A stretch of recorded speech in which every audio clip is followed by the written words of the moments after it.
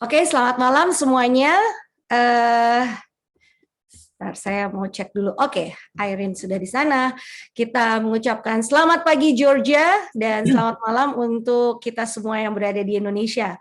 Puji Tuhan, 1 minggu lagi kita sudah dijaga oleh Tuhan dan kita diberikan waktu untuk dapat berkumpul di malam hari ini. Dan pastinya seperti yang selalu kita doakan, saat ini juga kita terus doakan minimum satu nama yang kita doakan untuk dapat bergabung, mendengar, belajar, mengenal Tuhan Yesus lebih dekat lagi. Dan kita akan segera memulai sesi kita pada malam hari ini. Kita akan mengundang Roh Kudus dan akan dibawakan doa oleh Tante Kiki Sumendap. Silakan Tante. Baik, selamat malam untuk semuanya. Mari kita berdoa. Tuhan Allah Bapa kami yang di surga, kami sungguh bersyukur ya Tuhan kalau malam hari ini kami masih dapat lagi berkumpul dengan tubuh yang diberkati, dengan tubuh yang sehat, semua karena perlindungan Tuhan. Terima kasih Tuhan, kami mau menyerahkan Bible study kami malam ini ke dalam tangan-Mu, biarlah kuasa Roh-Mu yang kudus itu menguasai hati pikiran kami, sehingga kami dapat mengerti akan firman-Mu, akan rencana-Mu di dalam kehidupan kami. Tuhan, Kau juga memberkati Irene dan juga Alen ya Tuhan, agar supaya mereka juga boleh dikuasai oleh Roh Kudus, sehingga apa yang dibicarakan semua berasal hanya daripada-Mu saja. Terima kasih Tuhan, berkati juga teman-teman yang mungkin akan bergabung dengan kami ya Tuhan. Demikian juga jaringan internet kami ya Tuhan. Biarlah semua ini hanya untuk kemuliaan bagi nama-Mu dan menjadi berkat bagi kami semua ya Bapa. Terima kasih Tuhan, dalam nama Yesus kami berdoa dan mengucap syukur. Amin. Amin. Terima kasih Tante Kiki. Dan sebelum kita memulai, kami mau menjelaskan juga untuk mungkin beberapa dari partisipan yang hadir malam hari ini, mungkin baru pertama kali hadir bersama dengan kita, tepat sekali, baik sekali waktunya karena kita baru akan memulai dengan topik yang baru. Namun sebelumnya, apabila ada yang ingin mengetahui sesi-sesi sebelumnya ada pelajaran apa saja, dan juga ingin mengikuti apa yang sudah pernah dibahas, bisa klik di YouTube channel, di Channel of Light and Blessing, ya, Channels of Light and Blessing di YouTube, dan di sana bisa dilihat di playlist. Kami sudah ada beberapa pembahasan, seperti salah satunya adalah Can We Talk, yang adalah seri terakhir kita, sesi terakhir. Can We Talk itu ada 4 part, dan itu adalah bagian dari tema besar yaitu Sex by God's Design. Dan Sex by God's Design ini di dalamnya juga ada Why Sex is Important in a Marriage, kemudian ada Be the Best Lover. Dan di pembahasan sebelumnya juga ada tema-tema seperti Who is Jesus to me? Fearless and Faithful, Am I Good Enough? Ada juga How to Stop Worrying and Start Living. Dan juga sesi pertama kita yaitu Discover God's Purpose for Women. Jadi bisa kira-kira dibuka channel YouTube-nya dan silahkan melihat di playlist. Oke, pada malam hari ini kita akan segera memulai pembahasan baru kita yaitu The Power of Forgiveness. I think judul ini juga amat sangat powerful di dalam kehidupan kita sehari-hari. Untuk itu kita segera masuk ke dalam sesi kita pada malam hari ini bersama dengan Ate Irene dan Kuya Alen. Silakan. Well, good evening, everyone. I'm so glad to be with you again. Selamat malam, saudara-saudari. Saya senang bersama dengan Anda semua. Just like what Miranda was sharing is that this month we're going to be focusing on a topic that's actually quite sensitive to each of our hearts personally. Seperti yang disampaikan Miranda sebelumnya, bahwa topik kita selama sebulan ini merupakan topik yang cukup sensitif bagi semua kita. So because the topic is quite deep, we are going to spread it to different sessions. Karena topik ini cukup mendalam, maka kita akan perluas dengan beberapa sesi. And we are going to try with our might to stop exactly at 8:30 your time so that we can have more time for question and answer. Dan kita akan usahakan agar tepat waktu selesai pada pukul 8.30 waktu Indonesia Barat, supaya nanti kita akan lanjutkan dengan sesi tanya jawab. And since we're talking about forgiveness, first of all, I want to say sorry for all those times that we went too long in our sessions. Karena kita akan membahas tentang pengampunan, dan sebelumnya saya akan minta maaf kalau sesi sebelumnya itu terlalu panjang. We just get carried away. Yes. Kita hanya terbawa suasana. My husband and I, we have so much to share that when we talk, we get lost track of time. Suami saya dan saya ini kalau membicarakan suatu hal itu suka terbawa oleh waktu.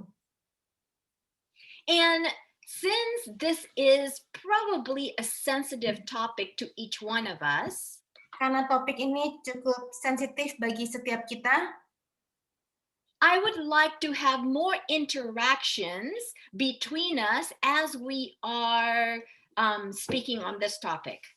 Saya memerlukan interaksi yang lebih intens di antara kita semua ketika kita membahas topik ini. So I will ask each one of you question, and if you can participate by answering the questions for us. Jadi mulai dari sesi ini saya akan banyak bertanya kepada Anda dan saya mengharapkan balasannya dan Anda menjawab. So please don't be shy and just be able to share with us and what your thoughts are. Tolong jangan malu, tolong diharapkan bisa membagikan apa yang ada di pikiran Anda dalam sesi ini. So quick question, can everybody see our screen? Yes, we can. Okay. I know. Just want to make sure. We made the mistake Last time. several Session ago, not sharing you the screen, and we thought we were sharing. Maafkan karena beberapa waktu lalu sempat kita pikir kita sudah share screen, tapi screen-nya tidak muncul. So we are talking about forgiveness. Jadi ketika kita berbicara tentang pengampunan, as you can see just from this picture, forgiveness happens because there has been a brokenness in our heart. Seperti kita lihat dari gambar ini, pengampunan itu bisa dilakukan ketika ada kehancuran di dalam hati kita. The reality is each one of us have been hurt. Kenyataannya setiap kita itu sudah disakiti. The Indonesian term is sakit hati. Yes. Bahasa Indonesia gaulnya adalah sakit hati. Because we live in a sinful world, karena kita hidup di dunia yang berdosa, I don't think there is anyone here that has not been hurt by someone else. Dan saya tahu bahwa tidak ada seorang pun di sini yang tidak pernah disakiti oleh orang lain. So therefore, we all have a past experience that is so painful that we may have to learn to overcome. Saya percaya setiap kita memiliki masa lalu yang bisa saja sangat menyakitkan, yang memerlukan bagi kita untuk bisa kita atasi. So I'm going to ask you a question. Jadi saya akan bertanya kepada Anda semua. And I would like for you to answer in the most honest way possible. Dan saya mengharapkan jawaban dari Anda semua merupakan jawaban yang sejujurnya. Don't answer in a way that just sounds good for everyone to hear because we need to be a good Christian. Jadi jangan menjawab jawaban yang bagus supaya terlihat baik bagi orang lain. But answer in a way about what's really truly in your heart. Tetapi jawablah sesuai dengan apa yang terjadi di dalam hati Anda semua. The question, first of all, I want to ask to Sister Paulina. Pertanyaan pertama ditanyakan kepada saudari Paulina. Is it easier for you to forgive based on the measurement of your pain? Apakah Anda lebih mudah memaafkan berdasarkan dari tingkat rasa sakit hati Anda? Kalau saya boleh, saya speak bahasa ya. Iya. Oke. Kalau sekarang sudah lebih mudah, saya punya beberapa pengalaman yang sangat pahit disakitin, tapi akhirnya bisa memaafkan. Dari situ, sejak sekarang ini saya sudah lebih mudah memaafkan, tidak pernah ambil hati. So, Sister Paulina, no matter what they have done for you, are you saying now you can just easily forgive? Jadi Kak Paulina, terlepas tak peduli seberapapun mereka menyakiti hati Anda, Anda akan memaafkan mereka dengan begitu mudahnya? Terakhir saya pernah disakiti dulu itu tahun 2006. Itu teman saya bantu, setelah itu dia kabur, dan akhirnya saya terjerambab utang sekitar 300 juta, dan sampai sekarang hilang.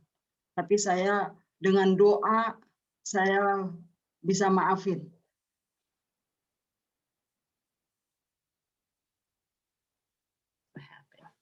Aha, okay. And dengan peristiwa itu, how long did it take for you to take the process of forgiveness? How long? Oh ya, silakan, sorry mau diterjemahin dulu. Ya, dengan peristiwa tersebut, kira-kira Kak Paulina perlu waktu berapa lama untuk bisa memaafkan yang bersangkutan? Tidak lama juga, tapi itu saya benar-benar harus intens berdoa supaya Tuhan mengkalemkan pikiran saya, membuat saya bisa mengampuni teman saya. Saya doain teman saya itu berkali-kali, dan saya doain diri saya supaya bisa mengampuni. Puji Tuhan, nggak lama kok, hanya beberapa hari saya udah. Waktu saya tahu mobil saya ditarik gara-gara utang dia, karena dia leaseback mobil saya, tapi saya bisa maafin 2-3 hari. Okay. Well, thank you for sharing that experience with us. I'm sure it was a painful process for you. Terima kasih Ya. Kak Paulina sudah membagikan cerita ini, dan saya percaya itu pasti sangat menyakitkan bagi Anda pada waktu itu. Okay. So, Miranda, if someone accidentally hit you and it hurts physically, how easy is it for you to forgive, looking at, you know, the faces, the measurement of pain that you see here on the screen? What level of forgiveness? 0 meaning there's no pain, so it's easy for you to forgive, and 10 being it hurts so much that it is hard to forgive. If somebody accidentally hit you, but it hurts, it's painful, that lasts for a few days, but how easily is it for you to forgive? Bagaimana dengan Saudari Miranda? Jika berdasarkan dari gambar ini, kalau misalnya tidak menyakitkan itu level pengampunannya itu 0, jadi cepat mengampuni. Tapi kalau Anda disakiti sampai misalnya nomor 10, itu pengampunan yang akan Miranda berikan itu apakah lama atau bagaimana? Physically ya, Irene. Jadi bukan And they ini. did it by accident. Misalnya disakiti secara fisik ya, dan itu tidak sengaja. Tunggu dulu ya, udah pernah belum ya? Mungkin aku tipe orang yang aku cepet banget sih, Irene, malah I'm afraid I'm the one who hurt people ya. Kayaknya I rarely bisa mengingat gitu. Maybe 1, kayaknya kalau 0 terlalu perfect ya. Okay. Okay, thank you. And how about you, Tante Kiki? What if someone gossip about your family and they were able to tell about every detail of the problem that your family face? From a scale of 0 to 10, how easily can you forgive? Bagaimana dengan Tante Kiki? Misalkan ada seseorang yang bergosip tentang keluarga Tante. Sorry Nat, suaranya jauh Nat. Oke, udah lebih jelas? Oke, bagus. Dah. Oke. Bagaimana dengan Tante Kiki jika ada seseorang yang menggosipkan keluarga Tante, kemudian menceritakan berbagai macam hal tentang keluarga, kira-kira bagaimana level pengampunan Tante dari skala 0 sampai 10? Tergantung yang digosipin benar apa enggak. Kalau memang kenyataannya benar, ya kenyataannya benar, saya nggak tersinggung. Saya orangnya agak cuek soalnya. Maksudnya emang gue pikirin gitu. Tapi kalau itu nggak benar, ya pasti kesel ya. Kesel, tapi ya saya lebih memikirkan orang itu kenapa ya nggak benar dia ngomong begitu. Mungkin dia ada masalah. Jadi aku lebih mereason. Nggak cepet, aduh kayaknya. Jadi malah saya suka dibilang sama anak-anak, Mama kurang berperasaan ya. Tapi itu untung, jadi nggak terlalu dibawa ke hati gitu. Okay. Mungkin juga karena pernah disakitin dulunya, jadi udah kayak mungkin. Okay. Gitu. Okay. How about Pak Amir, Om Amir? Let me ask you a question. If someone is determined to destroy your reputation, how easily would you be able to forgive? Bagaimana dengan Om Amir jika ada seseorang yang begitu menentukan untuk menghancurkan reputasi Om, kira-kira bagaimana level pengampunan dari Om Amir?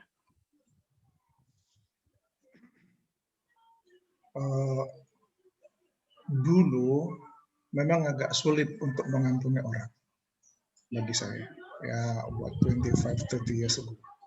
Tapi untuk belakangan 15-20 tahun, it's very easy to me untuk to forgive. Saya tidak gampang sakit hati, walaupun mungkin menjadi pikiran 2-3 hari gitu ya, tapi setelah itu forget about it. Saya mungkin sudah sampai di level yang mengatakan kasihan deh lo gitu. Jadi saya punya mungkin sombong, tapi saya bilang begini, ketika Anda melakukan itu dengan kecurangan untuk saya, berarti Anda menunjukkan ketidakmampuan Anda. Jadi harus sanggup begitu. Jadi saya tidak pernah sakit hati sama orang yang di bawah saya. Justru kalau mau sakit hati sama orang yang di atas, tapi itu pun jarang saya lakukan. Yang saya lakukan adalah pada umumnya mendorong orang itu, mengajak orang-orang itu sama-sama maju, tapi kalau dia nggak mau, dia lakukan hal yang seperti sama saya, it's okay, mau diapain gitu. Jadi anggap aja dia tidak mampu melakukan itu, dan praise the Lord, sampai sekarang ada orang yang melakukan itu, dia tidak pernah berhasil lama, paling sebentar saja. Time will speak, gitu aja. Ya, jadi waktu akan menunjukkan siapa yang benar. Jadi berdasarkan itu saya pikir saya nggak pernah ragu, saya punya Tuhan yang lebih kuat daripada orang yang melakukan ketidakbaikan kepada saya. Terima kasih. Thank you. Let me ask Ludi, Pak Ludi. If, and I'm not, this is just general statement and hypothetical statement. If, for example, and I know this is it's not going to happen, but if in case, if your wife, which I know is Miranda, committed adultery, how easily would it be for you to forgive? Pertanyaan selanjutnya adalah untuk Bapak Ludi. Ini hanya merupakan pernyataan umum saja ya, teori asumsi saja. Misalkan istri Anda, yaitu Sis Miranda, melakukan perzinahan, bagaimana level pengampunan dari Pak Ludi kepada istri Anda? I will kill her. Kill her slowly. No. Jujur. That's too honest, yeah. I don't know. I don't know. I cannot answer that, but what I learned from the Bible, we have to forgive, right? So let's see. Hopefully, it's not happening to me. No, those are honest answers. Thanks for your honesty. You know, That's that is a true, honest answer. Terima kasih untuk jawaban Pak Ludi yang amat sangat jujur. Right. Another scenario. Okay. So from what we see, we have to understand that the level of the injury is really based on how easy or how hard it is for us to forgive. Dari gambar ini kita bisa melihat bahwa level sakit hati itu bisa dilihat seberapa dalam kita ini disakiti atau dilukai. Just like how it was with Pak Amir. When someone is trying to destroy his reputation, that person, he may not have to see every single day. Seperti yang dikatakan oleh Pak Amir tadi, mungkin orang yang berusaha menghancurkan reputasinya, orang itu tidak akan dia lihat setiap harinya. So maybe if we don't have to see that person every single day, it's easier for us to say, whatever, that's his problem. Karena kita tidak melihat orang tersebut setiap hari, jadi kita bisa dengan mudahnya berkata, ya udahlah itu masalahnya dia, kita nggak usah ikut campur. So from the questions that we have asked, dari pertanyaan-pertanyaan yang tadi kami tanyakan kepada Anda semua, the severity of the situation depends on the hurt that we get. Keparahan itu tergantung dari rasa sakit yang kita dapatkan. Also, it is dependent on the person who is offending us. Dan juga itu tergantung dari orang yang menyakiti kita. The more personal or close the person, the bigger or the more we take the hurt. Jadi semakin dekat hubungan kita dengan orang tersebut, maka itu menjadi semakin personal, sehingga itu akan lebih menyakitkan bagi kita. Also, it is dependent on how we value ourselves. Dan itu juga tergantung bagaimana kita menilai diri kita. To know what our worth is. Untuk menilai seberapa berharganya kita. And also our level of maturity in our faith. Dan juga tingkat kedewasaan dari iman kita masing-masing. Because those are the way we perceive and the way we take is dependent on our point of view, personal point of view. Dan itulah yang menentukan bagaimana kita menanggapi segala sesuatu yang diberikan kepada kita. That's why when we talk about sakit hati, it becomes personal. Oleh karena itu, ketika kita membicarakan sakit hati, itu menjadi sesuatu yang pribadi atau personal. It's my hati, it's my heart. Karena itu berhubungan dengan hati kita masing-masing. So all very important factors on how we perceive or give forgiveness. Dan itu sangat menentukan bagaimana kita menanggapinya dan bagaimana juga kita bisa mengampuni orang tersebut. Let's dig in a little deeper. Mari kita gali lebih dalam lagi. So we can also understand ourselves and why it is difficult or why it is easy for us to forgive. Supaya kita boleh memahami diri kita masing-masing, mengapa kita sulit atau mengapa kita begitu mudahnya memaafkan orang lain. Let's take a look at a general reaction we may have when somebody has hurt us. Mari kita lihat reaksi umum jika ada seseorang yang menyakiti kita. So for example, if it's between the family, misalnya kalau terjadi di dalam keluarga, we often react with a silent treatment. Seringkali kita bereaksi dengan perlakuan mendiamkan masing-masing.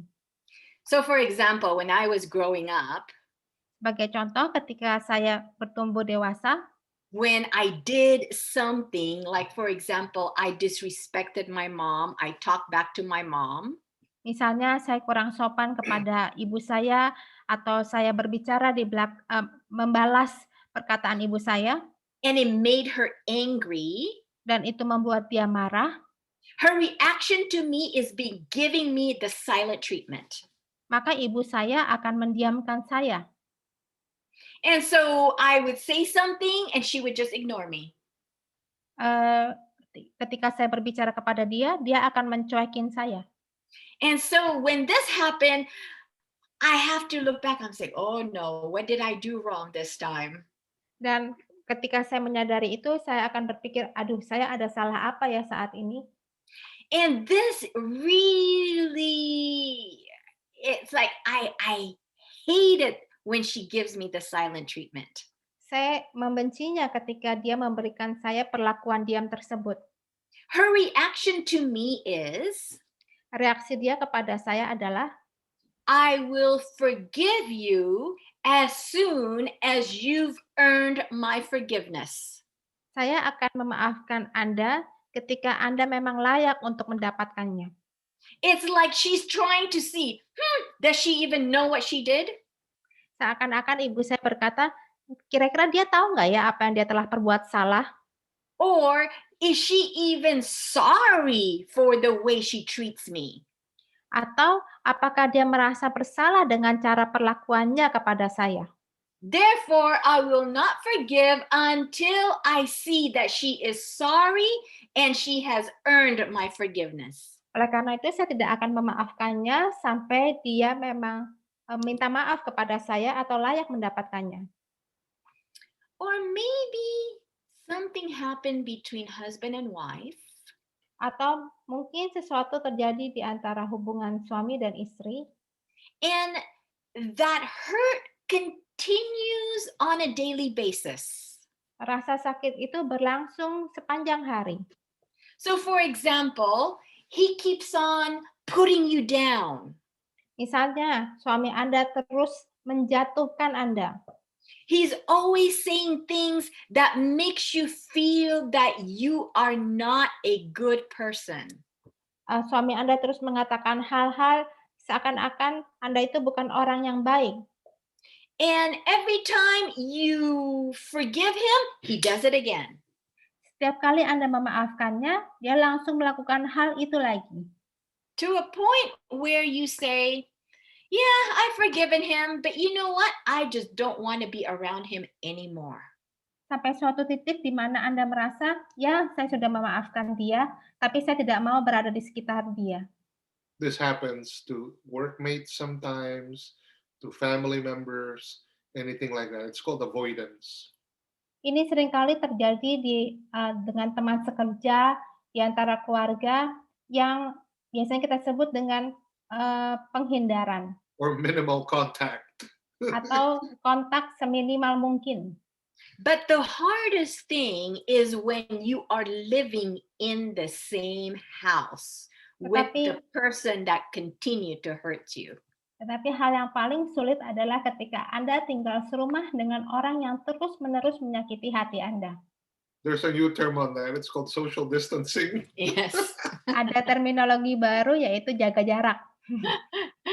So it happens in a family where husband and wife avoid of being with each other because there are just so much pain that is felt within the person.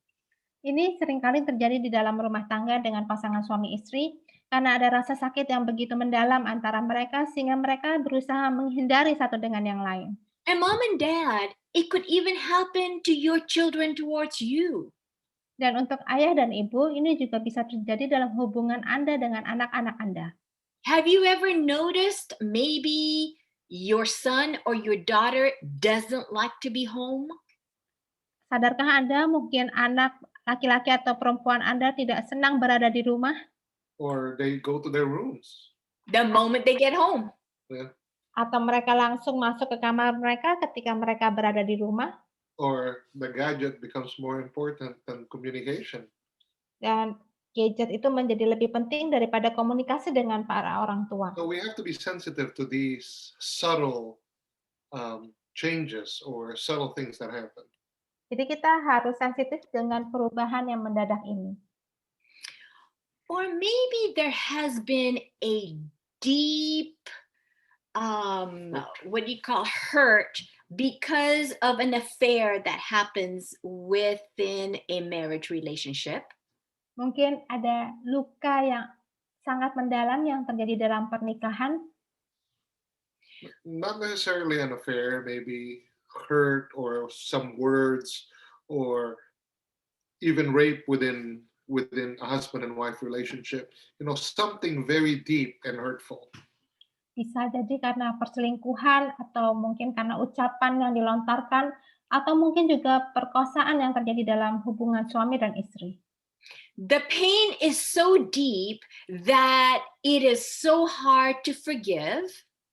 Rasa sakit itu sangat dalam sehingga amat sulit untuk dimaafkan. That you tell yourself, I may forgive, but it can never be like before. Dan Anda katakan pada diri Anda sendiri bahwa saya mungkin bisa memaafkan dia, tetapi itu tidak akan pernah menjadi sama seperti dulu kala. In fact, it happens to a point that whenever you get into a heated conversation, that old situation happens again. I mean, it gets brought up again. Dan mungkin ketika Anda terlibat dalam percakapan yang cukup dalam, masalah yang itu akan dibuka kembali. It's like the old wounds get refreshed or reminded of. Seperti luka lama yang tiba-tiba dikorek-korek lagi gitu. For example, there was a couple where the husband left the wife. Ada suatu cerita di mana seorang suami meninggalkan istrinya. He left his wife for another woman. Dia meninggalkan istrinya demi wanita lain. And the wife felt so betrayed, rejected, neglected, so much pain. Istrinya merasa dikhianati, ditinggalkan dan ditolak, dan dia merasakan sakit yang begitu dalam. Especially because she felt that she's always been a good wife. Terutama karena istrinya selalu merasa bahwa dia sudah berusaha menjadi istri yang baik. That she doesn't deserve to be treated this way. Dan dia merasa dia tidak layak untuk diperlakukan seperti ini. So 3 years later, the husband decided that affair was not a good decision and he wanted to return back to his wife. Dan 3 tahun kemudian, suaminya menyadari bahwa perselingkuhannya itu bukanlah hal yang baik dan dia memutuskan untuk kembali kepada istrinya. He told his wife that he has repented from his sins. Dia berkata pada istrinya bahwa dia sudah bertobat dari dosa-dosanya. But as they were trying to reconcile with each other, ketika mereka berusaha berbaikan satu dengan yang lain. For example, one night she was saying that they went out to have a date and do a movie night. Suatu malam mereka melakukan kencan dan nonton bersama. And the story was about how a husband left his wife. Dan nonton filmnya kebetulan tentang cerita bahwa suami meninggalkan istrinya.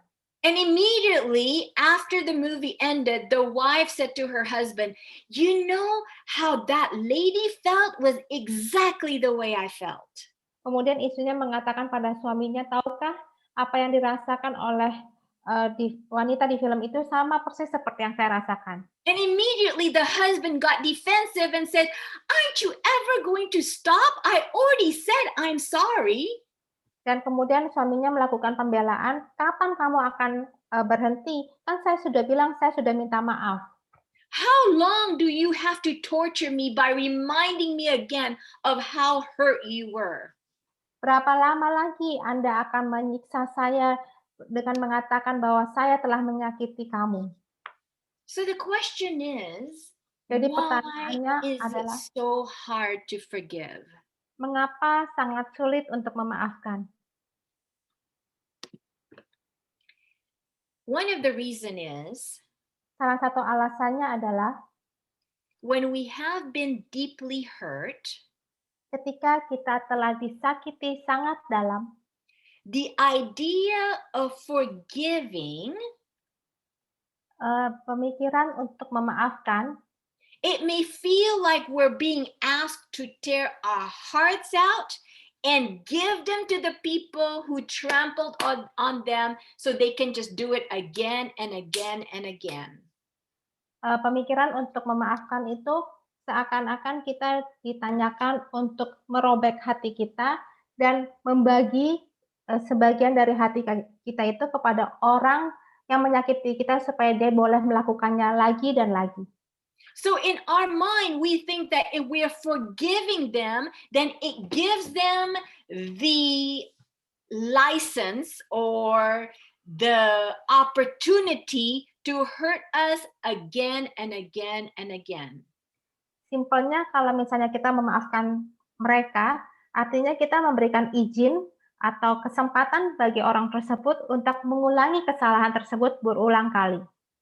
Also, we have to think that it's our heart, so we need to be in control of our hearts. Dan kita juga berpikir bahwa ini tentang hati kita. Jadi kitalah yang mengendalikan hati kita. Because no one deserves to get hurt. Karena tidak ada yang layak untuk disakiti. And because it is our heart, that's why it's called sakit hati, it's my hati. Oleh karena itu disebut sakit hati saya yang sedang sakit. Right? So we think punishment is deserved. Jadi kita berpikir hukuman itu lebih layak untuk orang tersebut. So the way we think of punishment is the way or how heavy we have been hurt. Jadi ketika kita berpikir tentang hukuman, kita akan menghubungkan dengan seberapa dalam kita telah disakiti. So we are very selfish. So the level of punishment sometimes is the level of how deeply we get hurt. Karena kita begitu egois, jadi hukuman itu akan diberikan berdasarkan seberapa dalam kita telah disakiti. Let's be honest, how many times have we been hurt? Coba kita jujur, seberapa sering kita disakiti? How many times have we killed people in our heads? Seberapa banyak orang yang sudah kita bunuh di dalam pikiran kita? Right? Maybe 100 times, 1,000,000 times, I don't know. Mungkin sudah 100 kali atau jutaan kali, saya tidak tahu. But how many times have we wished because we have heard that that person should die? Dan seberapa sering kita berharap agar orang yang menyakiti kita itu mati. So therefore we withhold our forgiveness because we want that other person to suffer. Jadi kita menahan rasa pengampunan kita supaya orang tersebut itu menderita. But let's look at that attitude for a second. Coba kita lihat perlakuan itu Are we sesaat. acting like gods? Apakah kita berlaku seakan-akan kita ini Tuhan? The level of punishment is according to the level that we've been hurt. Level hukuman itu berdasarkan dari seberapa dalam kita disakiti And what we think of punishment dan apa yang kita pikirkan tentang hukuman. is in accordance to what we think they should be punished. Apakah hukuman itu sesuai dengan maunya kita bagaimana mereka itu dihukum? We really need to reflect on this because our value, Kita perlu mencerminkan bagaimana nilai-nilai kita our worth is the level of how much we have been hurt. dan harga diri kita seberapa banyak kita telah disakiti. So because we hold on to our pain, Karena kita sudah menahan rasa sakit kita, it creates bitterness in our heart. itu menciptakan kepahitan di dalam hati kita. Therefore, there's a saying that says, bitterness, unforgiveness, and holding a grudge are like drinking poison but waiting for the other person to die. Oh, Kepahitan, tidak adanya pengampunan, Dan menahan rasa marah itu seperti sedang meminum racun dan menunggu agar orang itu segera mati. So studies have been shown that it is not actually the level of unforgiveness, but is how long we don't forgive that affects our body. Jadi penelitian itu menunjukkan level ketidakpengampunan itu dengan level seberapa lama kita tidak mau mengampuni orang tersebut. So if you forgive within 30 minutes versus 30 years, Jika Anda bisa memaafkan dalam waktu 30 menit versus 30 tahun, what is the difference? apakah bedanya? Time, Waktu, overthinking. pemikiran yang berlebihan. So many times we overthink many things. Seringkali kita tuh berpikir yang terlalu berlebihan. And the more we overthink, the more these chemicals as a defense mechanism in our body called cortisol affects us internally. Dan semakin kita sering overthinking atau berlebihan dalam pemikiran, itu menciptakan pembelaan dalam diri kita atau menciptakan hormon kortisol. Many people die every single day because of bitterness and unforgiveness. Banyak orang meninggal setiap harinya itu karena kepahitan dan ketidakinginan untuk mengampuni. Because studies have shown that when we are holding on to this pain and this hurt, Dan studi menunjukkan bahwa ketika kita menahan pada rasa sakit ini, then the adrenaline and the cortisol is released into our bloodstream. Dan adrenalin dan kortisol itu dilepaskan di dalam aliran darah kita, it actually create acidity within our body. Itu akan menciptakan keasaman di dalam tubuh kita. And this acidity is the poison that we are drinking each day.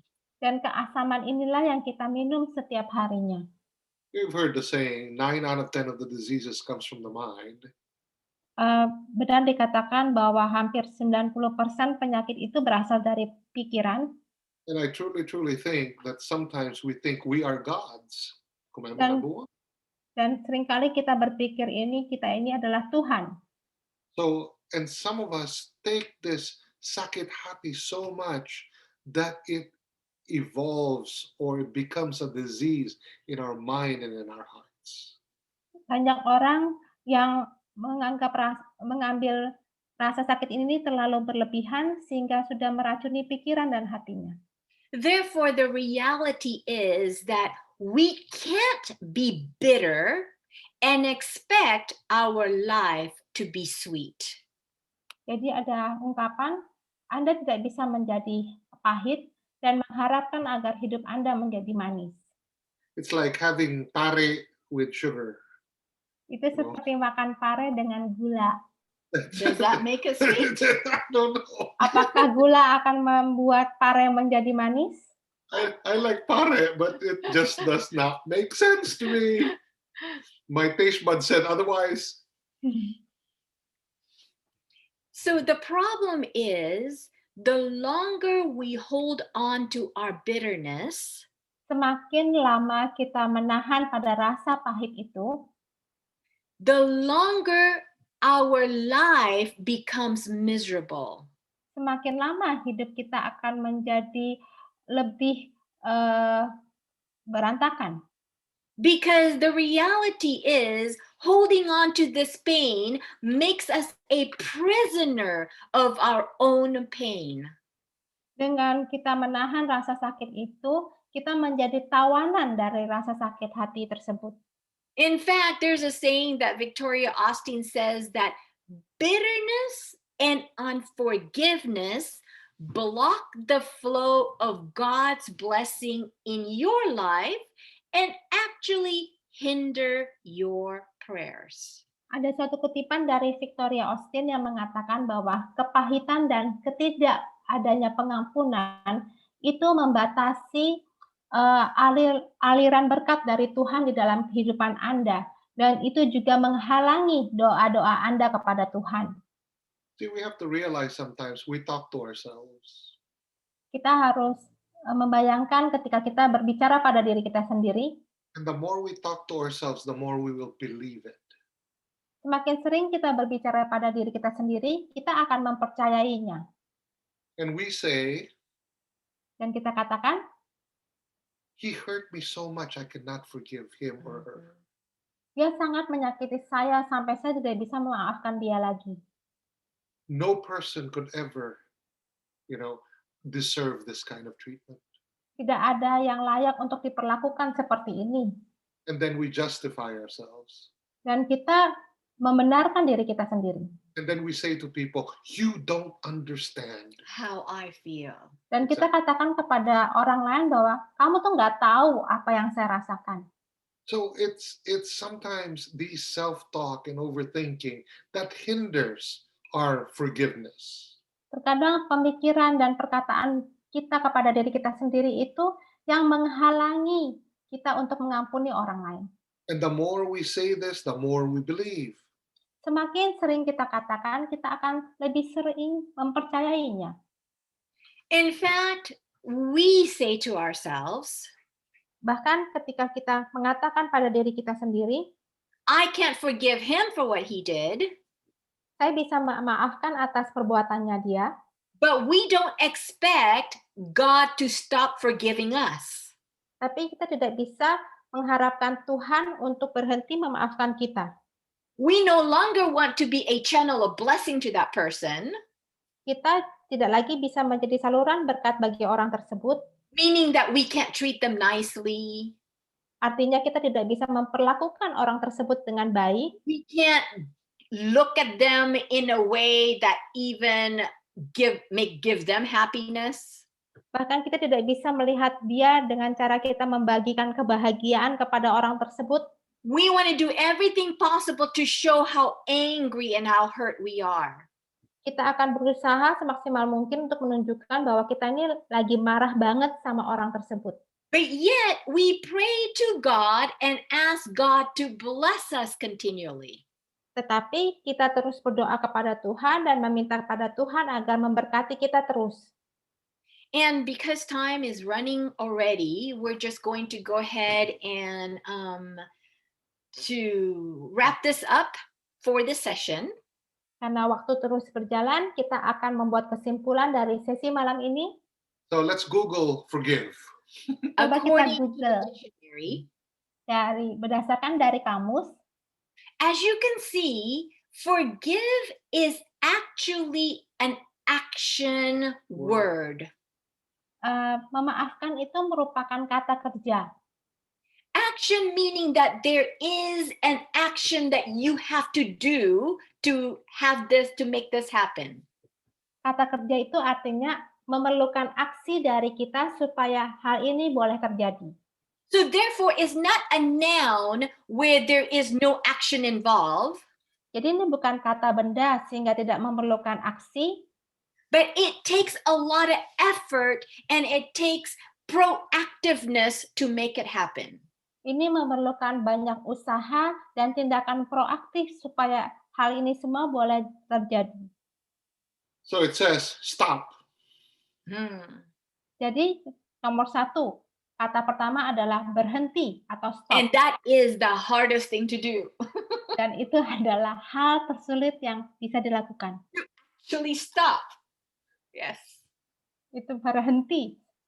Especially when the mind is going. Yes. Terutama ketika pikiran itu terus berjalan.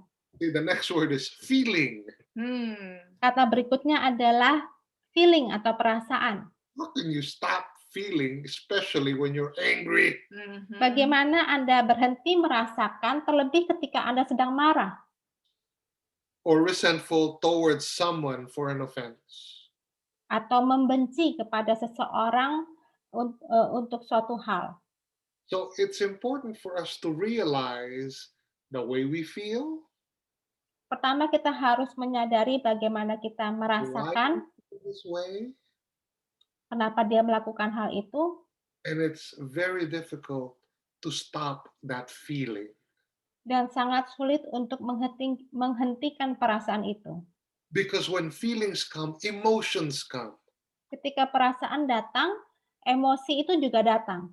And when emotions come, hormones come. Ketika emosi datang, hormon-hormon juga datang. It's the whole individual that gets into the cycle. Begitu banyak individu yang terjadi dalam satu siklus.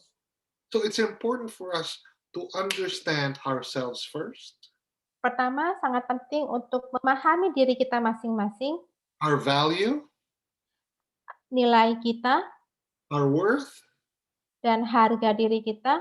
and it's important for us to take a look at this and step back and says, why am I feeling this way? Dan kita harus melihat dan mundur untuk memahami kenapa kita merasakan hal seperti ini. So to end just for tonight's sessions, Dan untuk mengakhiri sesi malam hari ini, we're going to see why it's so important for us to stop feeling this pain. mengapa sangat penting bagi kita untuk berhenti merasakan rasa penderitaan, rasa sakit ini.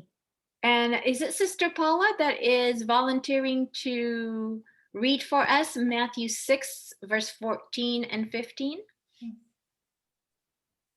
Kak Ya. Paulina, Matius 6 6 ayat ayat 14 dan 15. ayat 14. Oke.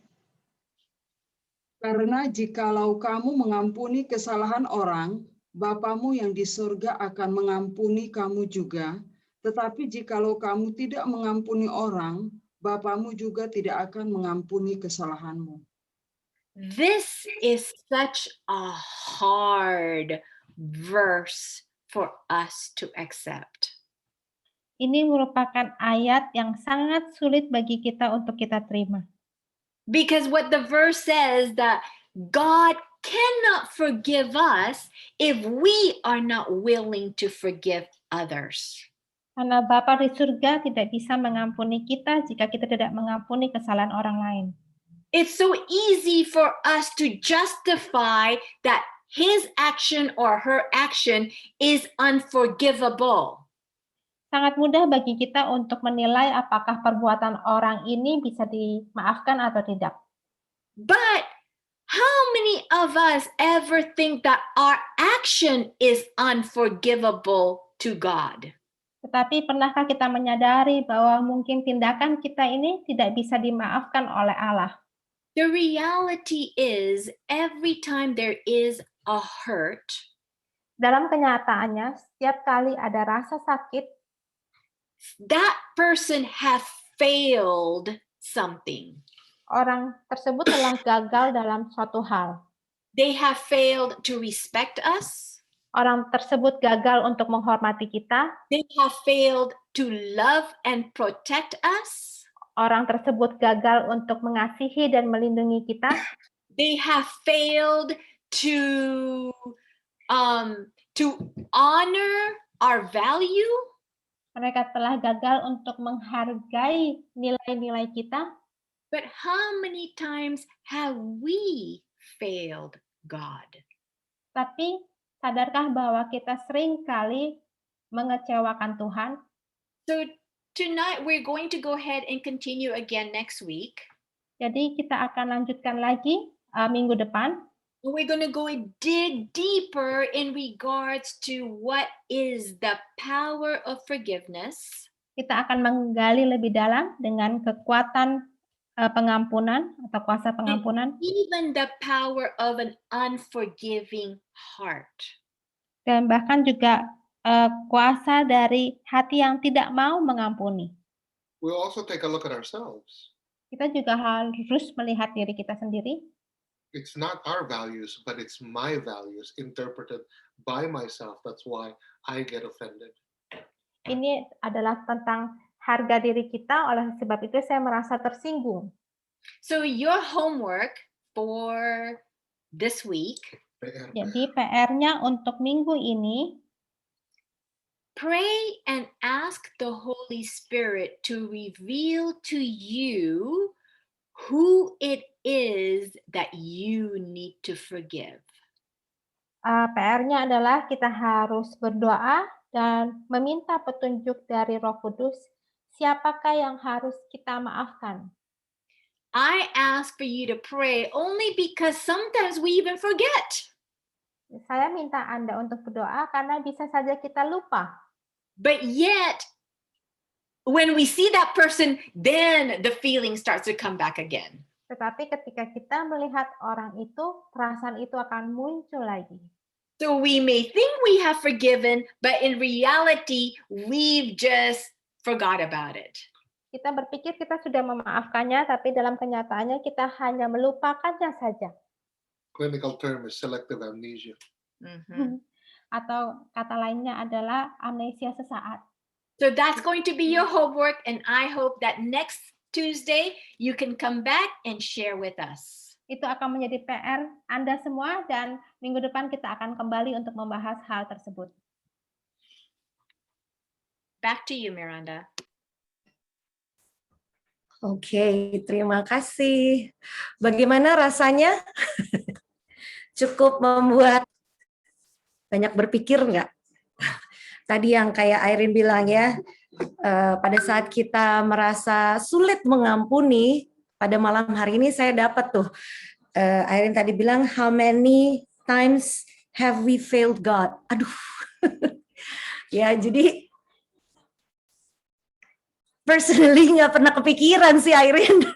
Kayaknya kalau lagi sebel banget gitu ya. Tahu sih kayak tadi verses yang 2 ini juga Matius 6 ayat 14 sampai 15 tahu gitu. Tapi waktu you mention about that, personally I myself gak pernah kepikiran untuk itu. Dengan kita melakukan tidak atau masih negosiasi ya. Aduh, verse-nya tahu harus memaafkan, tapi mungkin our pride got hurt. Terus udah gitu kita salah sharing, salah orang, kita sharing orang itu justru bukan menenangkan atau malah istilahnya kasih kipas gitu kan, tambah panas gitu. Jadi ya, tapi when it comes to kita bertanya how many times ya, iya ya, setiap kali kita nggak memaafkan sebenarnya kita fail juga gitu, tidak menyenangkan hati Tuhan. Bagaimana mungkin ada, kalau tadi mungkin pertanyaannya ke saya kan, kalau tidak sengaja terus saya kedorong, jatuh gitu. Kayaknya something yang gampang lah gitu. What about mungkin ada yang merasa misalnya jatuh cacat, codet ya, mungkin orang nggak sengaja codet. Saya juga pernah dengar misalnya kesiram matanya jadi buta. Waduh, itu saya I don't know ya. Saya tadi lagi pikir terus pertanyaannya Irene. Mungkin saya bilang tadi gampang, tapi kalau sampai it hurt yang terlihat, personally saya bertanya, saya bisa memaafkan bukan hanya orang itu. At this stage, saya berpikir, saya bisa memaafkan nggak ya Tuhan, kok izinin ini terjadi sama saya? What about participants yang ada saat ini? Mungkin ada yang mau merespons. Hai Tante Vera, I can see you. Mungkin Tante Vera udah siap buka video nih kayaknya, mau sharing. Silakan Tante. Sakitnya tuh di sini loh, gitu.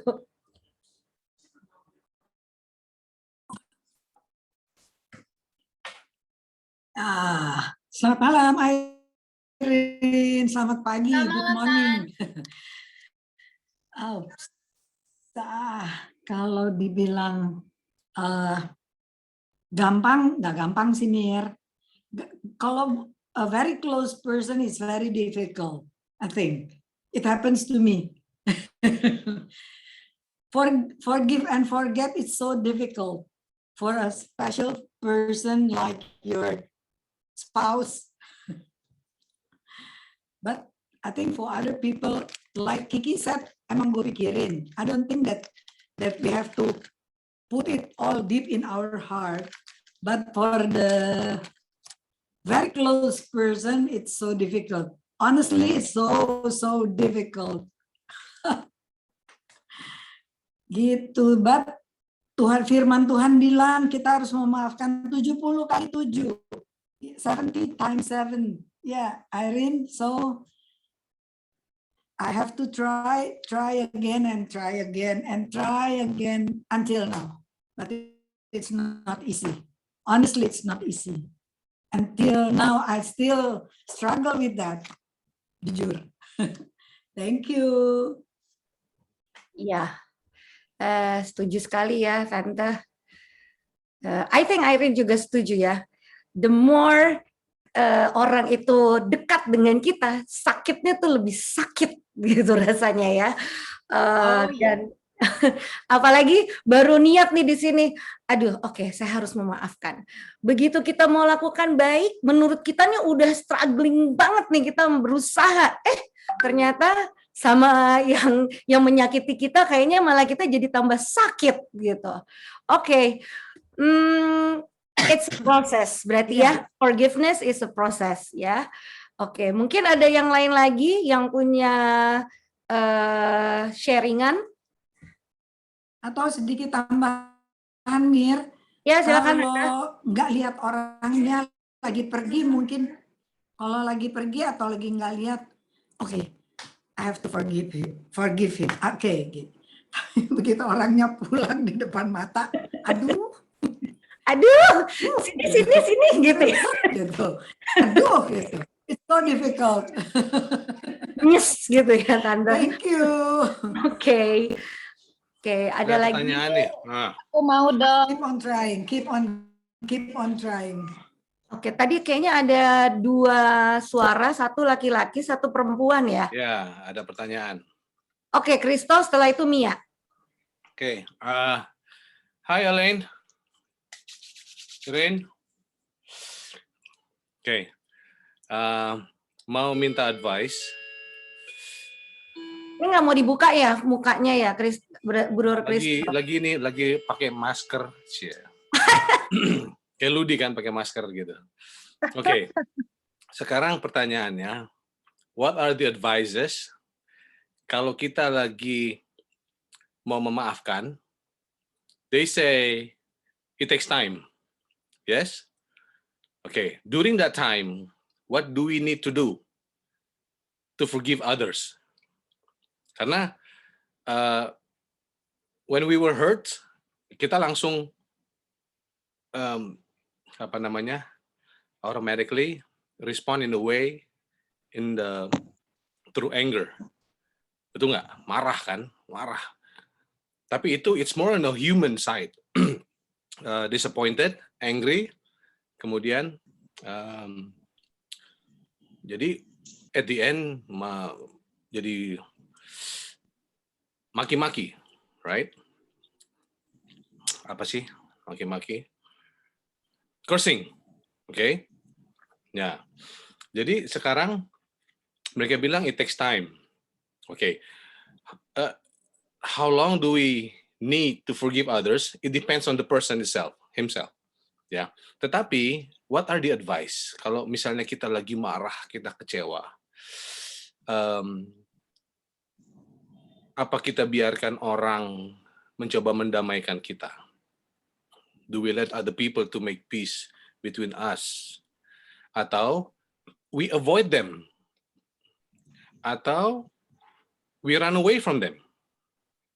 Atau saya nggak mau masuk gereja situ lagi Saya nggak mau ada Denny di situ, ada Lu di situ, saya nggak mau masuk gereja situ lagi. Atau we talk about that person to other people. Ya, saya udah pernah coba ini, tapi itu tidak menyembuhkan malah. Jadi malah ada guilty. Waduh, saya dikecewakan sama si A. Kemudian saya ngomong ke B, saya ngomong ke C, ngomong ke B. Is it advice? Maksudnya secara alkitabiah, apa yang kita harus bikin gitu? Kadang-kadang kita pengennya, how people say, we want to run away from this world. Betul nggak? Aduh, I'm avoiding people, nggak mau ketemu orang dulu, diundang sini nggak mau, diundang ke gereja nggak mau, suruh ikut terapi nggak mau, counseling nggak mau, avoiding people. Ya. Sekarang advice-nya apa? Karena as a human, kadar kita memaafkan itu kan beda-beda. Ada yang cepat, ada yang lambat. Ya. Jadi according to the Bible, apa sih yang kita mesti bilang? Kalau misalnya mereka bilang harus bicara empat mata, kemudian ditambah dengan pendeta atau hamba Tuhan sebagai saksi, it's not that easy. Nggak bisa. Kita pasti kalau ngeliat mukanya langsung marah. Kita kalau dengar suaranya pasti kita langsung bisa-bisa kita pukul itu orang. Bahkan ya, even worse. Jadi, I know that we need to be counseled. Yeah, we need to be undergo therapy, some kind of thing. Tapi secara Bible aja, I need to know from the Bible side apa nasihat Tuhan kalau misalnya sedang kita lagi disakiti, kalau kita ditipu, kita dibohongi, kita dikecewakan, kita difitnah, kita kayak gitu contohnya. Ya, thank you. Before my husband shares the verse, because we were going through the verse to see what verse is the best verse for you. First of all, what Christo said is so true. Pertama, yang disebutkan oleh Kristo tadi adalah sangat benar. Anger is a natural reaction. Kemarahan merupakan reaksi yang sangat alamiah. Even Jesus got angry. Bahkan Yesus pun juga marah. Do you remember when they turned the temple into a bazaar market? Ingatkah cerita ketika Bait Suci itu berubah menjadi pasar?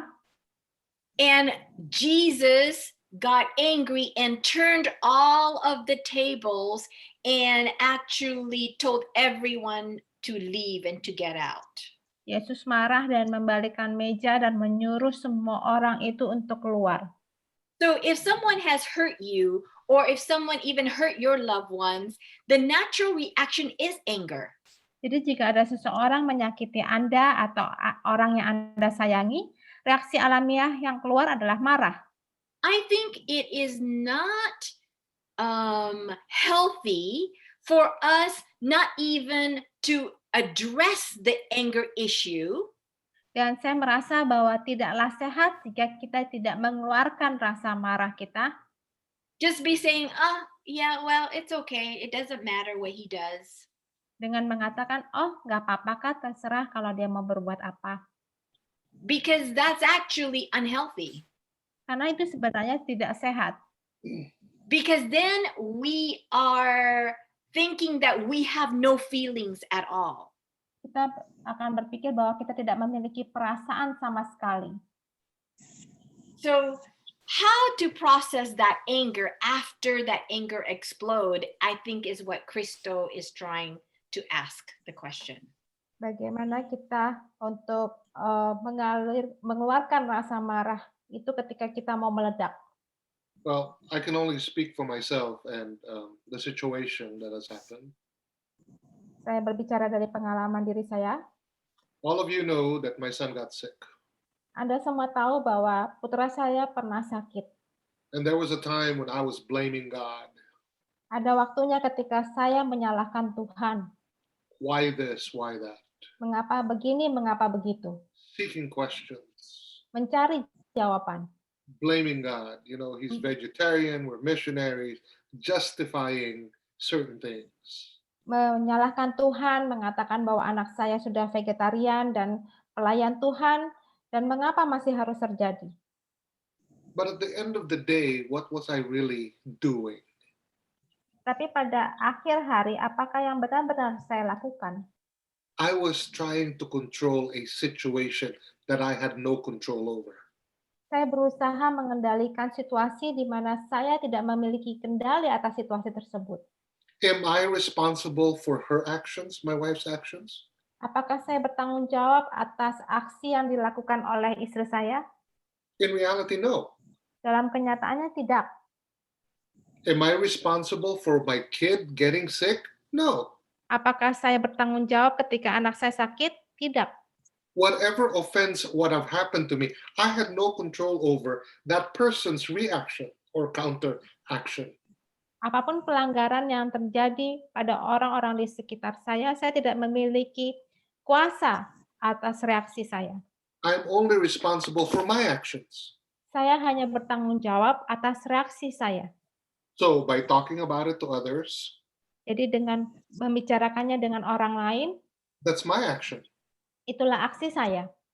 right? By thinking a certain way, that's my action. Dengan berpikir hal tertentu, itulah tindakan saya. So, but the bottom line is, it is our action that determines the way we think and we feel. Jadi apa yang tindakan kita lakukan itu berdasarkan apa yang kita pikirkan dan kita rasakan. So the responsibility is us. Tanggung jawab itu ada di diri kita. Whether we can forgive is a time, yes. Apakah kita bisa memaafkan di mana kita memerlukan waktu? It's how long we control our actions. Jadi berapa lama kita bisa mengendalikan tindakan kita? And how long we hold on to those feelings. Dan berapa lama kita bergantung pada perasaan itu? That's important for us. Itulah yang penting bagi kita. But at the end of the day, what do we really, really want? Tapi pada akhir hari kita harus berpikir apa sih yang sebenarnya kita inginkan? What would make all these go away? Apakah yang bisa membuat ini semua untuk berlalu? Right, that's a question, right, Brother Christo? Itu pertanyaan, bukan? Yes, sir. At the end of the day, we just want damai. Yes. Pada akhir harinya kita hanya ingin kedamaian. But we know we can't do it ourselves. Tapi kita tahu kita tidak bisa melakukannya sendiri. Because the mind will overthink, what if this, what if that? Can I do this? Can I do that? Pemikiran berlebihan, bagaimana jika begini, begitu, jika melakukan ini dan itu. But the bottom line is, it's I. You see this? Tapi garis dasarnya itu selalu kembali kepada kita. And what is the first commandment? Dan apakah hukum Allah yang pertama? There shall not be any other gods before me. Jangan ada padamu Allah lain selain Tuhan. See, we tend to act like gods by not giving it to God and handling the problems ourselves. Kita bertingkah seakan-akan kita ini Tuhan dan berusaha melakukannya semua itu dengan sendirian. So let's go ahead and open our Bible to Deuteronomy 20, verse 4. Deuteronomy 20, verse 4. So I'll give you peace. Hold on. This one first. Mari kita buka kitab, Deuteronomy. Yeah. Deuteronomy 20, verse 4. Okay.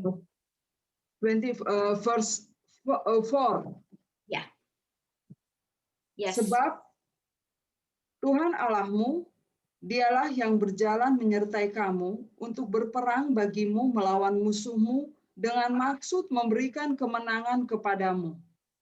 So the Bible says that, just like what my husband says, we can't do it of ourselves. Kan berdasarkan Alkitab dan juga apa yang dikatakan suami saya bahwa kita tidak bisa melakukannya sendirian. So this verse says, for the Lord your God is the one that goes before you. So in another word, let the Lord work in our hearts first.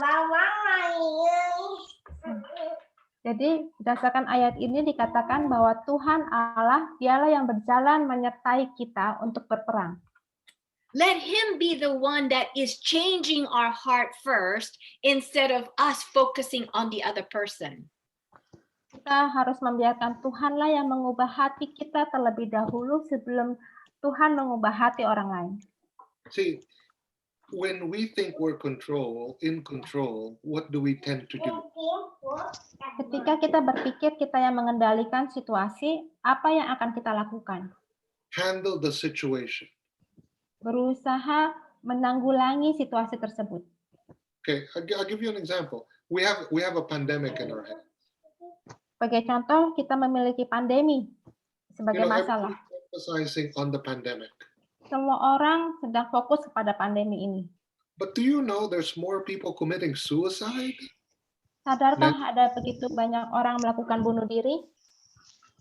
And the moment people even think about suicide, it's like, I'm taking control of my life. I will end it. I've given up. Seakan-akan orang yang bunuh diri itu mengatakan bahwa saya akan mengendalikan hidup saya dan saya akan mengakhirinya. Because it says, it's my life. It's my values. It's my heart. Saya sakit hati. Karena orang tersebut berkata bahwa ini hidup saya, ini nilai-nilai saya, dan saya sedang sakit hati. And the next part of the verse, it says, to fight for you against your enemies. Dan ayat berikutnya adalah untuk berperang bagimu melawan musuhmu. So that means in the process of forgiveness, you are also allowing the Lord to work in that person's heart. Jadi dalam proses untuk memaafkan, Anda juga mengizinkan Tuhan untuk bekerja dalam hati orang tersebut. And then the last part of this verse, it says, to save you. Dan akhir dari ayat ini adalah untuk menyelamatkan Anda atau memberikan kemenangan kepadamu. Because obviously, as you overthink these things, you're not saving yourself. Karena ketika Anda berpikir berlebihan tentang masalah ini, Anda tidak menyelamatkan hidup Anda. Especially when you think you're God and you can save yourself. Terlebih ketika Anda berpikir bahwa Anda Tuhan dan Anda bisa menyelamatkan diri Anda sendiri. And brother, it is a process that we all go through. Dan saudaraku, ini adalah suatu proses yang harus kita alami semua. Okay, and then one more verse, and then Exodus 14:14. If you could read that for me. Kejadian 14, Keluaran 14 ayat 14.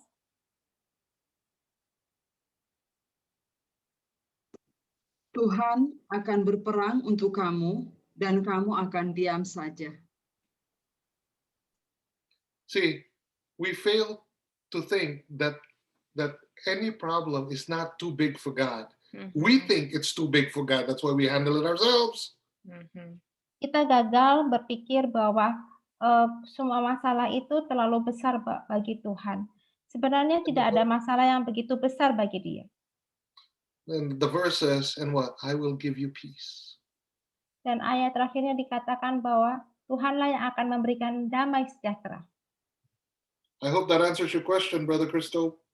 Semoga itu bisa menjawab pertanyaan Bang Christo.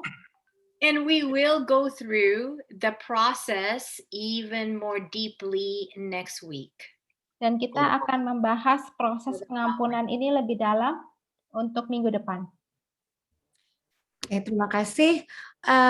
Mengingat waktu sudah 3 menit lagi untuk ke jam 9. Sebenarnya ada 2 pertanyaan ya, satu dari Mia dan satu lagi yang masih Japri. Mungkin pada malam hari ini kita berikan ke Mia saja dan yang Japri ini akan di-keep sampai next week. Silakan Mia. Oke. Selamat malam Airin. Selamat malam. Ya. Tadi saya sempat ini maaf saya nggak buka kamera karena saya masih pakai handuk di kepala. Jadi saya tadi sempat bukannya tertawa ya, mentertawakan diri saya sendiri yang tadi ada bilang amnesia sesaat gitu kan. Amnesia sesaat. Jadi saya juga maunya bukan amnesia sesaat gitu ya, maunya amnesia seterusnya untuk orang yang menyakiti kita. Jadi kita nggak usah ingat-ingat lagi deh gitu. Nah, yang jadi masalah untuk diri saya sendiri, saya termasuk dulu ya, saya itu orang yang dibilang dendam apa bukan ya? Ya seperti dendam. Saya mau orang yang menyakiti saya. Saya mau kalau orang menyakiti saya akan membuat orang itu sakit seperti yang saya rasakan. Seperti itu gitu kan. Biar dia tahu ini loh yang kamu rasakan kalau kamu menyakiti orang. Gitu. Nah waktu itu dulu saya orang yang seperti itu gitu. Tapi ternyata itu membuat kita fokusnya ke orang itu aja gitu kan, fokusnya ke dia aja. Jadi sepertinya kok beruntung sekali orang itu kok mengambil semua fokus pikiran kita gitu kan ke orang itu. Akhirnya saya membalik pikiran saya, Oke, kalau kamu menyakiti saya akan memaafkan kamu, tapi saya tidak mau mengenal kamu lagi. Nah, jadi itu untuk menghindari rasa saya, misalnya saya dendam atau saya benci atau jadi saya membalikan semua itu, saya nggak mau kenal kamu lagi, anggap aja kita seperti belum kenal waktu kita dua orang yang memang belum saling mengenal. Jadi kamu lewat depan saya juga saya akan cuek gitu kan. Jadi ya bukannya cuek ya, maksudnya saya ya udah biasa aja. Jadi saya tidak ada beban untuk belajar untuk tidak membenci dia. Jadi saya jadi merasa ya udah ternyata itu menolong saya lebih santai gitu. Nah itu misalnya saya sakit, orang itu menyakiti saya, menurut saya pergumulan saya itu sudah selesai dengan orang itu. Jadi saya sudah tidak bergumul dengan orang itu karena menurut saya pergumulan itu kan namanya kita manusia hidup ada terus kan pergumulan dari sini dari sana gitu kan. Jadi kalau orang menganggap saya masih bergumul dengan orang yang menyakiti saya, saya bilang saya udah nggak bergumul lagi, saya udah selesai gitu kan, masalah saya udah selesai karena saya udah nggak kenal gitu seperti gitu deh. Jadi saya menyambut pergumulan yang lain lagi, namanya masalah kan ada lagi. Nah menurut Airin, sikap saya itu yang akhirnya memang membantu saya itu benar atau tidak, itu aja. Nah, terima kasih Airin, terima kasih Miranda. Mungkin menurut Alkitab sikap yang Mia lakukan itu benar atau tidak, Ateh?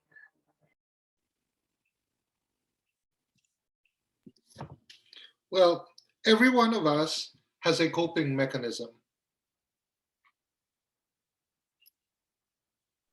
Natalia? Ya, setiap kita itu memiliki mekanisme untuk bisa beradaptasi.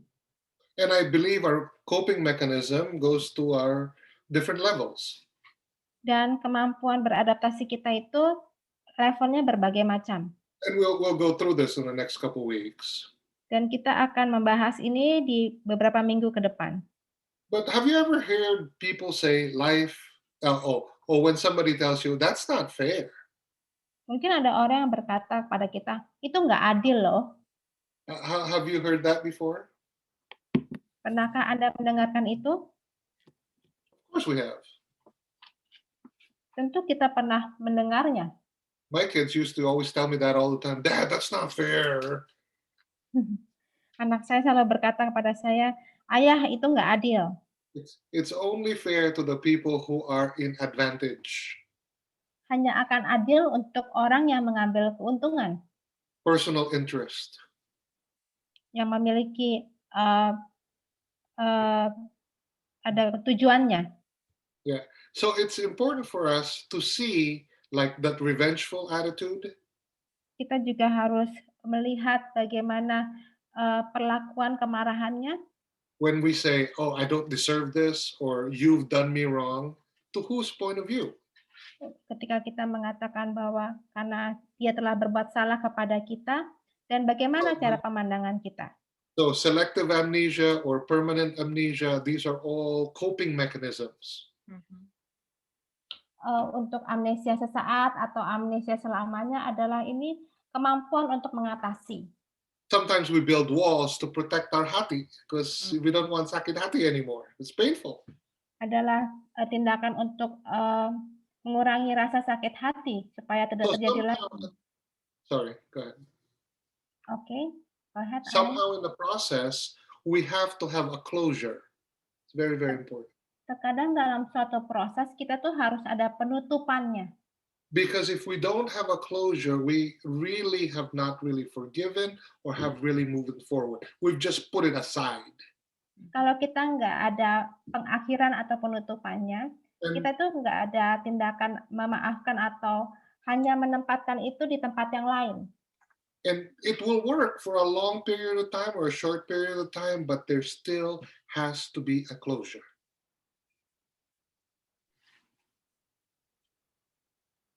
Sorry. So, you know, that selective amnesia, whatever amnesia, it will work, but only will work for a duration of time until there will be a closure. Jadi amnesia sesaat atau amnesia apapun itu hanya akan bekerja dalam kurun waktu tertentu sampai ada pengakhiran atau penutupannya atau penyelesaian. Because if there's no closure, every time we see that person, whether we be indifferent or hurtful, that pain, and we can always say it's no longer there and things like that, but unless we have full closure, it will be there. That wound will always be there. Kalau kita tidak ada penyelesaian yang sepenuhnya, maka luka lama itu akan terus muncul kembali. The ultimate forgiveness that God wants us to have Pengampunan utama yang Tuhan inginkan agar kita bisa miliki. Let's open our Bible to Ephesians chapter 4, verse 32. Mari kita buka Efesus 4 ayat yang kedua. Ephesians 4, verse 32, the Bible said, "Be kind and compassionate to one another, forgiving each other just as in Christ God forgave you." Efesus 4 ayat 32, tetapi hendaklah kamu ramah seorang terhadap yang lain, penuh kasih mesra dan saling mengampuni, sebagaimana Allah di dalam Kristus telah mengampuni kamu. So the level of forgiveness, Mia, is a question that you need to ask yourself. Am I able to be kind and compassionate to that person? Level pengampunan yang kita berikan itu kita harus melihat dari ayat ini apakah kita mampu untuk ramah terhadap yang lain, penuh kasih mesra dan mengampuni. Because definitely of our own strength, we can't do it. Karena kalau dengan kekuatan kita sendiri, kita tidak akan mampu. Like you said, we can act like we don't know each other. Seperti Anda katakan, mungkin kita akan berlaku, oh saya tidak kenal kamu. But it's not really true forgiveness that God says, because we are unable to be kind and to be compassionate to that person.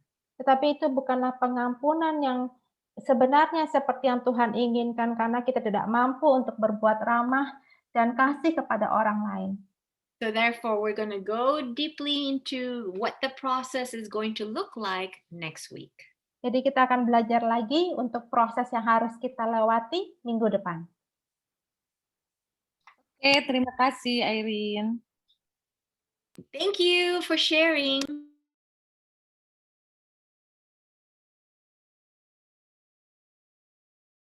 Miranda, you're mute.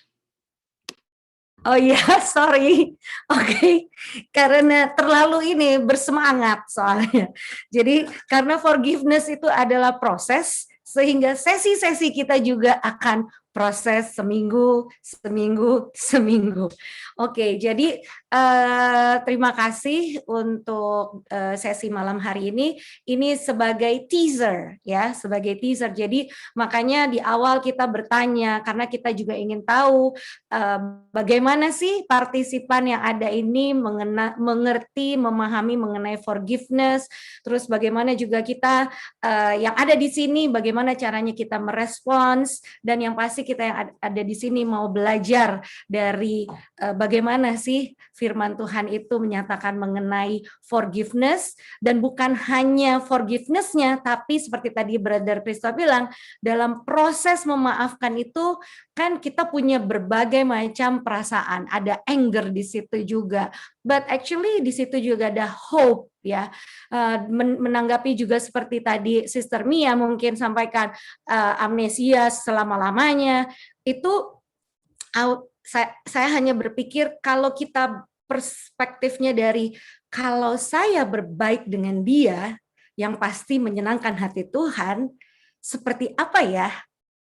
Gitu. Karena kan kalau sekarang kita berpikirnya adalah I feel hurt, dan tadi di awal juga akhirnya juga katakan bahwa seringkali punishment yang kita kasih adalah berdasarkan seberapa sakitnya kita. Jadi itu yang kita lihat adalah hal yang sisi sebelah nggak enaknya gitu. Tapi kalau misalnya kita latih, ini it just came up gitu ya. Saya lagi berpikir kalau misalnya seperti itu, gimana kalau kita pikir so there is hope gitu, bahwa Tuhan kan sanggup gitu. Dan bagaimana ya, seperti misalnya Yusuf dengan siapa namanya yang Esau gitu kan, waktu mereka bertemu mereka berpelukan gitu. Esau si Yusuf harus bergumul, dan tadi kita percaya bahwa forgiveness itu ternyata we allow God juga untuk work in that person's heart. Karena Tuhan itu bukan hanya ingin mengubah kita, tapi dia juga ingin mengubah hati orang lain itu. Jadi dari pelajaran malam hari ini amat sangat poin yang saya dapat, yang mungkin bisa dibagi, dan masing-masing kita pastinya memiliki poin-poinnya sendiri. Forgiveness itu adalah a choice. Ya, itu adalah pilihan kita. Dan pilihan kita bisa benar kalau dasar foundation kita benar. Dan pada malam hari ini sesi kita adalah untuk mengenal foundation kita ini apa, yaitu adalah firman Tuhan. Dan yang kedua adalah kita sadar bahwa forgiveness ini juga adalah mengenai pengendalian diri. Dan bagaimana pengendalian itu bisa terjadi, itu harus dilatih. Dan bagaimana melatihnya, seperti yang tadi Kuya katakan, kita identifikasi dulu diri kita sendiri. How do we feel? Karena seringkali banyak kemarahan, we cannot identify. It's just, I don't feel good. Why? I don't know. Gitu. Sementara kita sebagai orang dewasa, kita perlu mengidentifikasikan kenapa saya sakit, dan value-nya tuh bagaimana. Bagaimana juga dengan worth-nya itu, dan we need to step back. Ya, dan step back ini adalah we communicate dengan Tuhan. Kemudian juga yang berikutnya adalah yang sangat penting juga adalah dengan forgiveness ini, kita sadar bahwa itu harus start dari diri kita, dan juga dengan mengingat bahwa Tuhan yang memimpin. We cannot do it. Kita nggak bisa lakuin itu sama sekali, dan yang pasti Tuhan mau bekerja untuk orang yang menyakiti hati kita juga. Dan yang terakhir adalah di mana harus ada closure ya. Jadi ini yang di sini kalau tadi saya melihatnya closure ini adalah hope. Dan kita orang Kristen, orang yang mengerti adalah anak Tuhan, kita punya hope itu, pengharapan itu. Dan biarlah dengan pengharapan itu, dengan yang kita dapatkan dari Efesus 4 ayat 2, di mana tunjukkanlah kasih-Mu dalam hal saling membantu, dan juga kita harus merendahkan diri, lemah lembut, dan sabar. Itu semua buah roh. Untuk itu, jangan lupa sebelum Irene dan juga Kuya akan menyampaikan closing statement, saya mau mengingatkan kembali, PR kita adalah berdoa, meminta kepada Tuhan untuk membukakan kepada kita siapa yang perlu kita maafkan.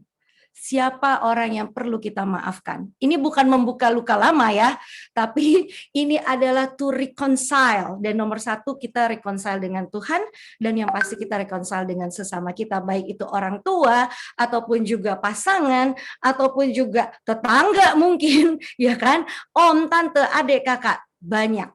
Tapi believe, kita punya harapan untuk itu, dan makanya kita semua yang berada di sini pastikan kita saling mendukung dalam doa, kita sehat, dan kita bisa bertemu kembali di Selasa depan. Silakan Kuya dan Ate untuk closing statement. Well, you guys know that when my son got sick, there was a lot of emotional baggages that happened to us. Ketika anak kami sakit, ada begitu banyak emosi-emosi yang terjadi dalam keluarga kami. You know, in our kitchen, I open the cupboard, and every day for the past few months, I see his medicine. Dan ketika saya membuka lemari di dapur, yang saya lihat selama beberapa bulan adalah obat-obatan untuk anak saya. And it was for his nausea, vomiting, you know, all these other medications that he had. Pengobatan untuk muntahnya, untuk pusingnya, itu semua obat-obat untuk dia. It was a reminder to me that my son was sick. Itu sebagai pengingat bagi saya bahwa anak saya pernah sakit. Until one day I said, you know what? I'm throwing all these things away. He's not sick anymore. Dan suatu hari saya berkata, obat-obat ini pada suatu hari nanti akan saya buang karena dia sudah sembuh. And when I did that, there was such a great relief because the reminder is no longer there. Dan ketika saya melakukan itu, ada suatu kelegaan yang sangat besar. It was my closure. Sebagai pengingat bahwa anak saya sudah sembuh, dan itu adalah penyelesaian. My struggle to move forward now. Now I'm moving forward because the reminder is gone.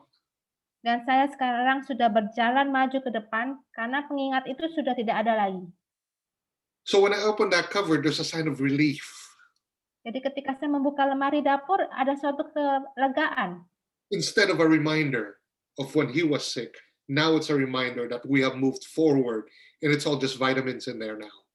Dan bukan sebagai pengingat bahwa dia sakit, tetapi yang ada sekarang hanya vitamin. See, sometimes we have to ask God and says, how can I put a closure in these things? Terkadang kita harus bertanya kepada Tuhan, bagaimana saya menyelesaikan masalah ini. Whatever it may be. Masalah apapun itu. Because God wants us to move forward, not backwards. Karena Tuhan ingin kita selalu maju ke depan, bukan mundur ke belakang. So there's relief. Supaya ada suatu kelegaan. And ada damai. Dan ada damai. God wants us to have peace. Tuhan ingin kita memiliki damai sejahtera. Amen. Amin. So let us close with the word of prayer. Sorry Irene, mungkin ada yang mau minta didoakan? Seperti biasa, Mem Cecilia, dan mungkin Irene, list kita juga seperti ada Sister Istra, dan juga Tante Ella, dan puji Tuhan untuk Tante Vera, anaknya sudah pernikahan sudah bisa dilaksanakan ya, Tante Vera. Tante Vera masih di sini nggak ya? Yes. Oke. Ya. Oh udah oke. Aku yang nggak lihat, sorry. Ya, dan Tante Kiki, do you still have the list, Irene? Or do you need me to write down? I do have the list, but the list keeps on like, yeah, I do. Okay, still the same. And of course to the because lately we heard so many news ya, we've been dengar news mengenai kabar duka cita banyak sekali, almost every day, di WA group sampai di WA community kita di where we live, itu juga hampir setiap hari tuh pasti ada berita duka. Jadi mungkin secara general kita mendoakan untuk keluarga-keluarga yang sedang berduka dan juga yang sedang fight untuk COVID pada umumnya. Dan Irene, please pray for Indonesia, our government, how they can handle and they can reduce this lonjakan ya, the increase. Ya, the spike, it's going up banget gitu mengenai COVID ini. And dari Sister Jennifer, cancer cervix and ovarium stadium 3-4, kepahitan with, oke. Ya, nanti mungkin ini Sister Jennifer kalau oke. Boleh, Irene, saya juga lagi buka contekan saya nih, nama-namanya. But I think you already have it all ya, Irene? Well, I mostly have the ones that you just mentioned. Yes. But the Lord knows what we all have. So let us pray.